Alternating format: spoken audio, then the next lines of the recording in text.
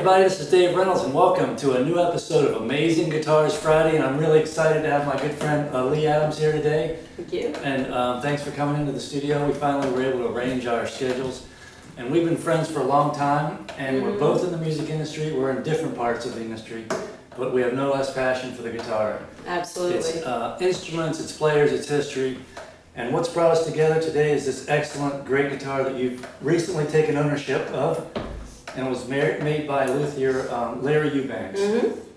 So I was excited about it because Lee posted a picture on social media.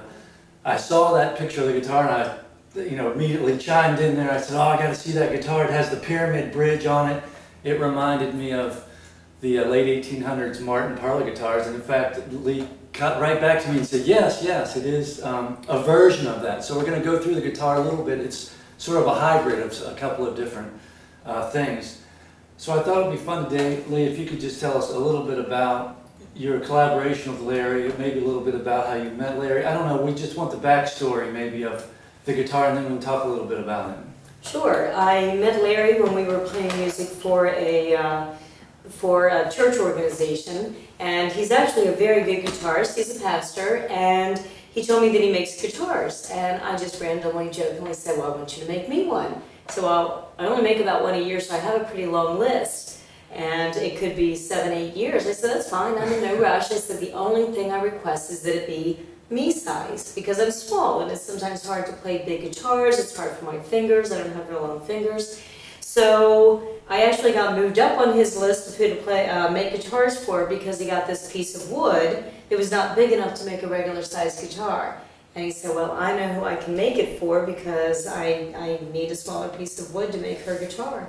So it's probably been about 5 years, and he explained the process as he went along. He would send me pictures of the beautiful piece of wood and what he was doing with it, and the inlay. And so did you see the pictures from the very beginning, I mean from the raw wood, or was it a little more developed? No, he sent me some of the raw wood. Oh. Actually, he was doing a talk at one of our church retreat meetings, and I believe he used the raw wood, and that's what he used, and he said, this is yours. Oh. This is going to be your guitar. So I got to see it back then. That's really nice. And he did tell me that I've got something I have to read, because Larry and I have had some communication, and I'd like to go to his shop sometime so we could talk more about his opinions and about building guitars. But he did write this, which I thought was excellent. Larry writes, this is easily the most beautiful guitar that I've ever built, and that's a testament to the beauty of the wood and the overall grace of the guitar shape. My biggest challenge aesthetically was not getting in the way of the natural beauty inherent in the instrument. So I thought that was really neat. Yeah, he really, really enjoys doing this. He takes it very seriously. He continuously studies. He'll go away to workshops and things like that with, master luthiers so that he can learn from them. So he really takes a lot of pride in his craftsmanship. Yeah, I can tell. And he says, I'm not going to go into the details. I think Larry can do that with us too. But Sitka spruce is the top, and the sides and the back are made of an ebony. And it really is beautiful. If you can hold that up. Hold that up. Yeah, that striping there is just fantastic. And the guitar has a great weight to it. One of the things that I noticed when I picked up the guitar was the neck was a little bit heavier than, here's an example of, and this is featured on one of my previous shows, but this is an 1898 0040 Martin guitar. Has the pyramid bridges, which is indicative of the time period, and there's one here as well. But this guitar has a very light bracing on it, which is indicative of that time period. But Larry went ahead and put a slightly different bracing on the inside of this guitar to give it a little more volume, which I think is an excellent idea. And he also has a truss rod in the neck. So that's what's given this neck a little bit more weight. And as soon as I picked up that guitar, it reminded me of this, which is from the classical period. This guitar would have been from the late 1700s. The classical period was 1750, I think, to 1820.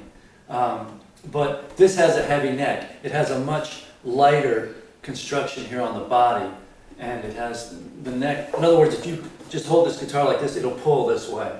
So you need to just rest your arm on it, and it plays great. It keeps it that way. So that was one thing that was a little different. And then Larry did mention that he did the headstock, was not the slotted headstock. But I've looked up this book here, I've covered this book in shows before, but this book, C.F. Martin and His Guitars by Philip F. Gura, he has a picture in here of a guitar from the from the 1840s. I don't know if you can see that on the video or not, but that has a similar headstock to that. So I think that that's, that could be considered, part of that early Martin guitar style as well. Well, and that was the funny thing.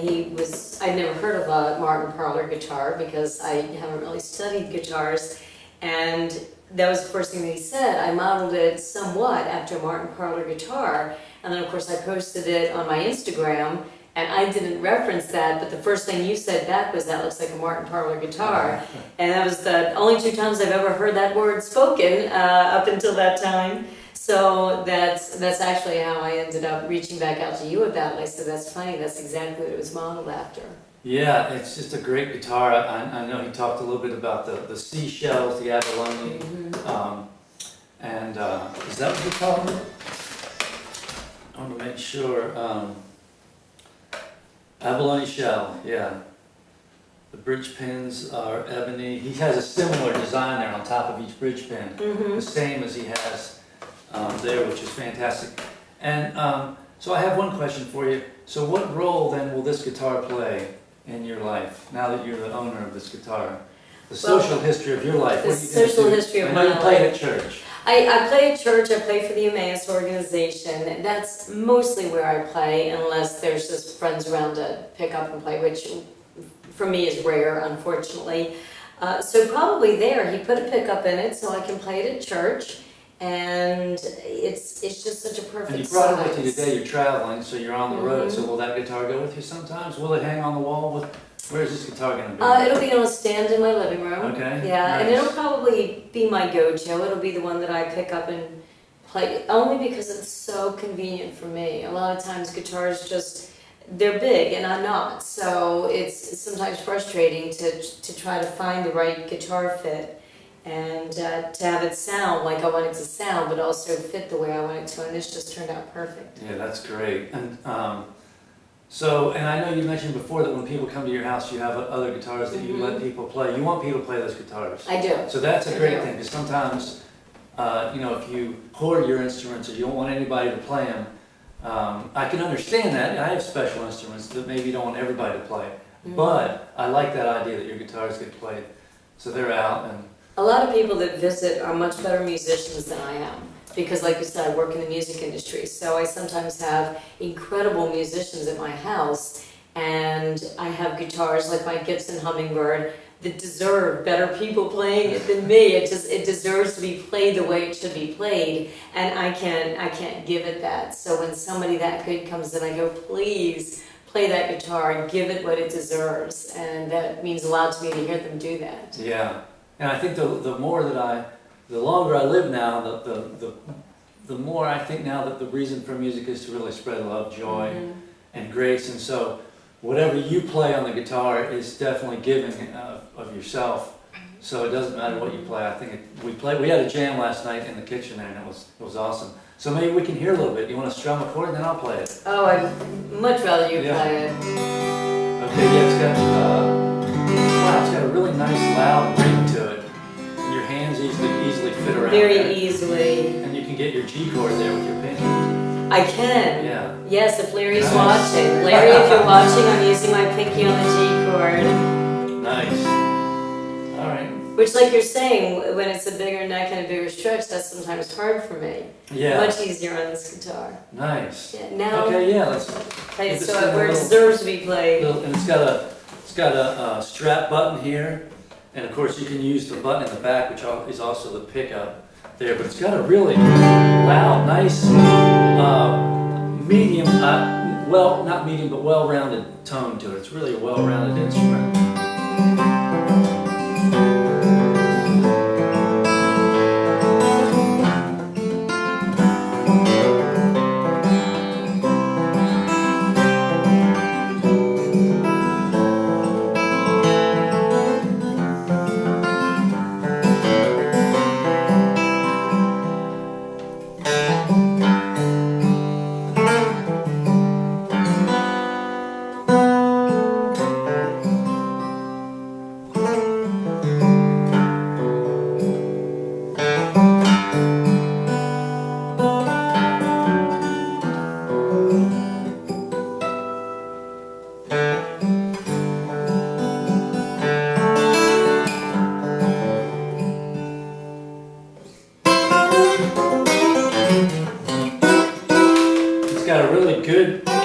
nuance to it. You can really dig into it. And since I moved to North Carolina, I play a lot more bluegrass now, so I appreciate this guitar. You can really...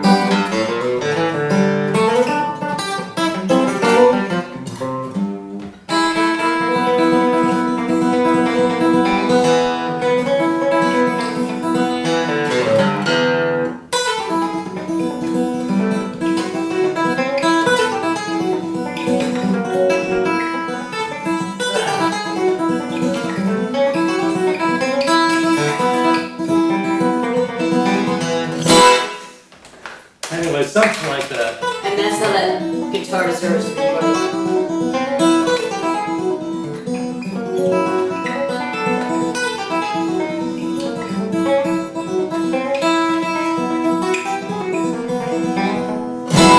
Something like that. Anyway, all right, well, thanks for tuning in today, and I'm definitely going to contact Larry, and we'll go to his shop sometime and get some more details about him and how he built this guitar and what his life is all about, what the guitar means to him. So thanks a lot for coming Thank today, you.